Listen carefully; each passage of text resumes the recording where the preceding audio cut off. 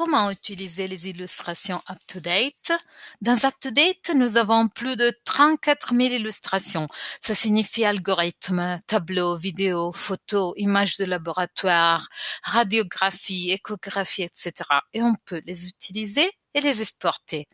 Et ça, c'est ce que je vous montrerai dans cette brève vidéo. Comment utiliser ces illustrations, comment repérer une réponse en utilisant les illustrations, comment les exporter en PowerPoint, comment poser une question clinique à nos médecins, rédacteurs et réviseurs, et comment repérer les nouveautés les plus importantes dans UpToDate et les changements dans la pratique médicale.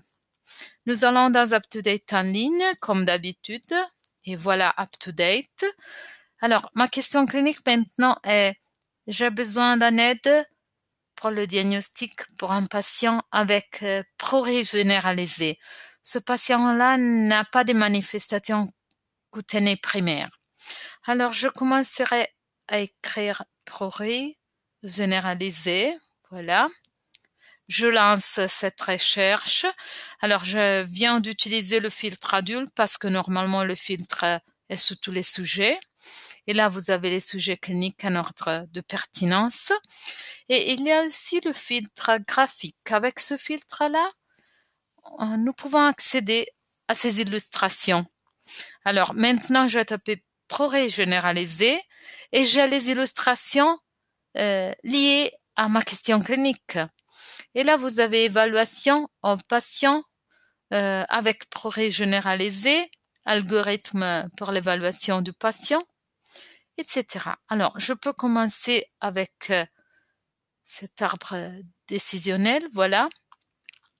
Et alors, on dit de commencer à examiner la peau et on doit voir si on a des manifestations cutanées, oui, non, etc. Et on peut procéder et voir comment gérer ce patient.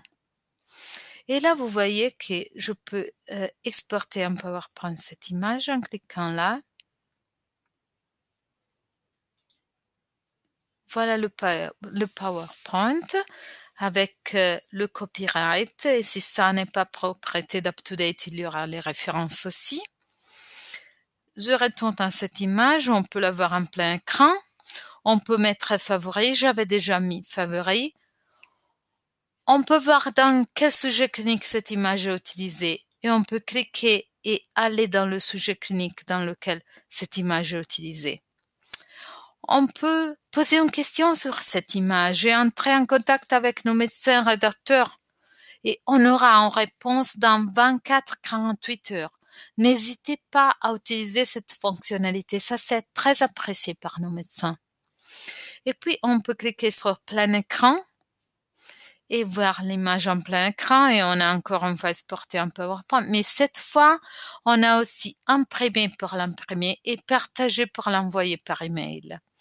Et voilà. Et puis, je peux retourner aux illustrations. Et on peut faire ça avec chaque image. Je vous ai montré seulement des arbres décisionnels, des algorithmes. Et comme vous voyez, on peut voir beaucoup d'illustrations différentes et on peut voir qu'il y a, par exemple, si je tape revalidation, je peux voir qu'il y a des documents de revalidation. Je peux, par exemple, taper cancer du sein pour voir d'autres types d'images. Et je peux afficher, voilà, voilà. Plutôt que je peux taper élettement et voir qu'il y a encore une fois un autre type d'illustration. Et vous pouvez utiliser tout ce qu'il y a dans UpToDate. Voilà, exporter un PowerPoint, plein écran, etc. Rappelez-vous que quand je lance une recherche et je filtre par illustration, si je veux envoyer ça ou si je veux l'imprimer, je devrais cliquer sur plein écran et là j'aurai partagé ou imprimer, voilà, ou partager ou mettre favori.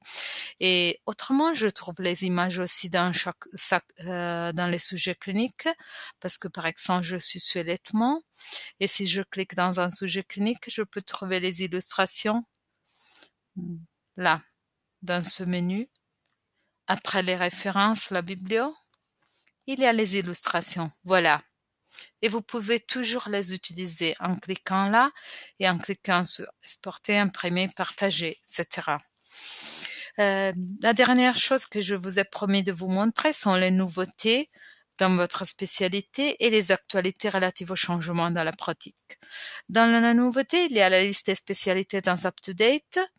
Et par exemple, si je suis une pédiatre, je cliquerai là pour voir les nouveautés les plus importantes sous forme de résumé en pédiatrie. Et là, c'est un résumé, encore une fois. Et si je clique dans ce lien, je suis amenée dans la section qui a été mise à jour récemment dans ce sujet clinique. Et en haut, j'ai la notification de la nouveauté. Ma suggestion, ma recommandation, c'est d'aller dans les nouveautés, de choisir votre spécialité et de mettre en favori. Pour vous rappeler de regarder toujours les nouveautés dans votre spécialité. Ça sera au début d'un favori. Voilà.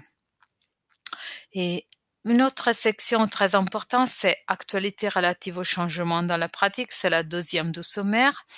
Et dans cette section, vous avez les recommandations et les mises à jour qui changeront la pratique médicale. Ça, c'est un ordre chronologique et ça n'est pas une liste par spécialité parce que ces nouveautés qui changent ou recommandations graduées qui changeront la pratique médicale sont souvent des recommandations qui sont importantes pas seulement dans une spécialité mais dans plusieurs spécialités.